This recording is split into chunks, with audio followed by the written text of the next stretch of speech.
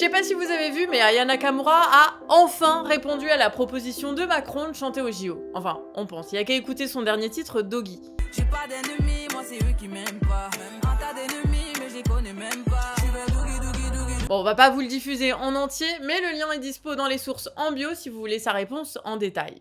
Bonjour à toutes et à tous, on est le mercredi 3 avril et vous regardez l'Actu Réfractaire. Et ouais, on dit bonjour parce que 1, on sort nos vidéos à 18 h maintenant, et 2, il fait encore jour quand ça sort. Allez, c'est parti.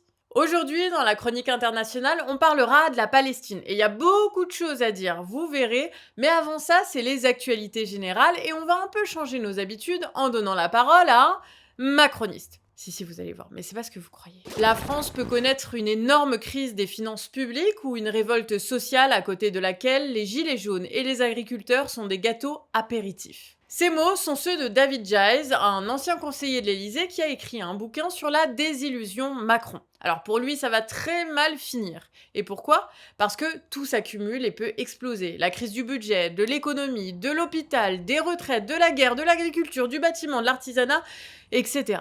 Pour lui, je cite, « J'ai l'impression que la classe politique se contente de gérer le déclin en alternant entre la purge et le chèque. » Et pourtant, comme le précise Le Point, c'est un macroniste. Jeune cadre, il dit plein d'anglicismes, il est libéral, il parle de la campagne de Macron en 2017 avec nostalgie. Un macroniste qui prédit l'explosion sociale, ok, mais toi t'en penses quoi ? Ça pourrait péter dans les mois à venir ou c'est juste un macroniste qui fait son intéressant ?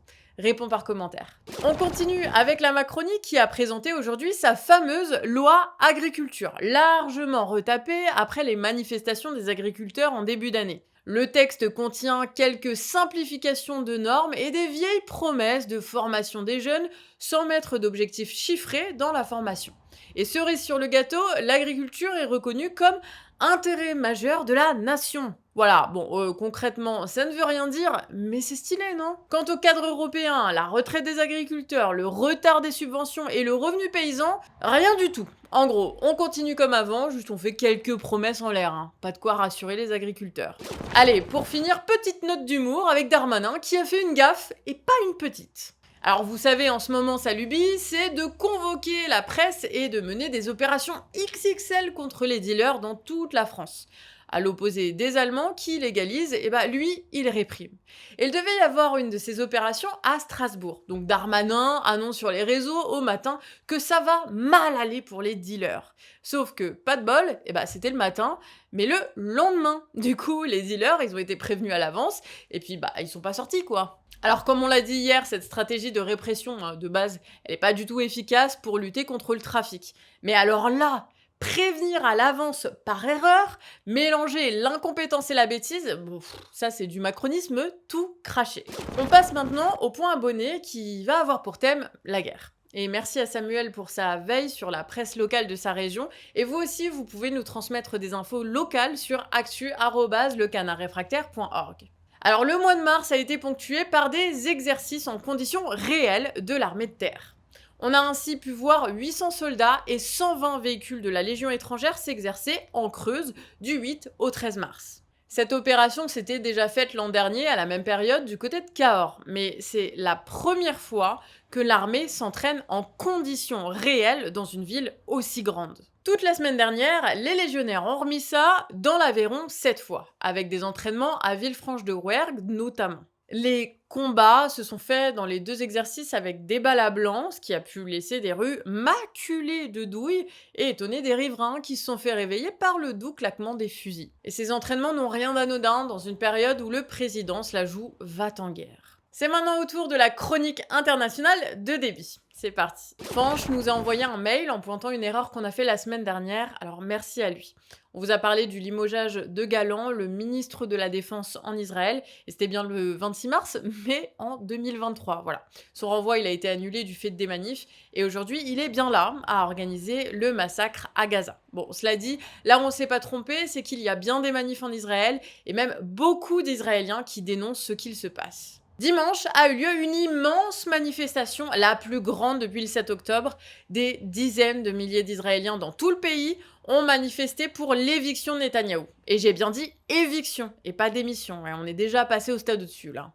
Dans une interview pour Democracy Now!, Oren Ziv, un reporter qui suit les manifestations sur place, constate une radicalisation contre Netanyahou et son gouvernement. Les manifestants accusent Netanyahou de retarder les pourparlers de cessez-le-feu pour servir ses propres intérêts politiques. Et c'est pour ça que samedi dernier, dans une assemblée, la majorité des familles d'otages a décidé d'adopter des formes d'action plus directes, comme le blocage des routes. En fait, à force de ne pas entendre leurs revendications, l'administration de Netanyahou a uni les familles des otages avec les militants qui luttent contre le gouvernement. Alors que, bon, jusque-là, la majorité des familles des otages se voulaient pacifiques et apolitiques. En plus, il y a une opposition grandissante dans le public mainstream, comme dit le journaliste, contre les militants pro-colonisation de Gaza qui se regroupent par milliers à la frontière, comme on a pu le voir avec le cortège contre la colonisation aux manifs de ce week-end.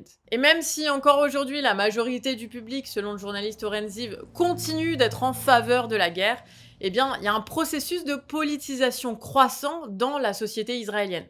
Et on va suivre ces manifestations de près parce que la population israélienne est un des acteurs majeurs qui peut mettre un terme à ces horreurs qui se poursuivent toujours à Gaza. Après 2 semaines de raids sur l'hôpital Al-Shifa, le bâtiment est presque entièrement détruit. Et juste Al-Shifa, c'était plus d'un quart de toute la capacité du système hospitalier gazaoui. Depuis le mois d'octobre, le secteur de la santé à Gaza a été bombardé, assiégé, pillé. En fait, il n'y a plus qu'une douzaine d'hôpitaux partiellement fonctionnels sur l'ensemble de la bande. Dans les décombres d'Al-Shifa, plusieurs corps de soignants ont été découverts à l'intérieur de l'hôpital. Et depuis le début du conflit, c'est 345 docteurs, infirmiers et aides-soignants qui ont été tués par l'armée israélienne.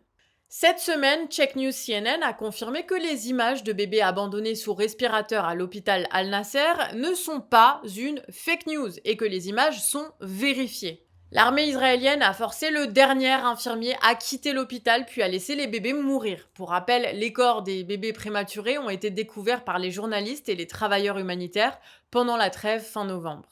Même après la guerre, pendant plusieurs décennies, en fait, il n'y aura pas de système de santé viable à Gaza, et donc pas de possibilité pour que les Gazaouis reviennent y vivre. Et cette stratégie de destruction systématique, elle vise aussi les habitations, puisque 70% des maisons à Gaza sont aujourd'hui détruites, selon un rapporteur de l'ONU. Alors que la famine continue de faire des ravages à Gaza, des humanitaires ont été tués ce lundi par une frappe de Tsahal. Et il s'agissait de 7 humanitaires venant du monde entier qui travaillaient pour l'ONG World Central Kitchen. En fait, c'est une ONG qui livre de la nourriture aux Palestiniens assiégés et les humanitaires sont morts alors qu'ils revenaient de mission. D'ailleurs, dans la vidéo que vous voyez sur votre écran, on voit une des humanitaires, l'Al-Zaomi Frankom, il y a quelques jours, montrant le riz parfumé qui vient d'être cuisiné.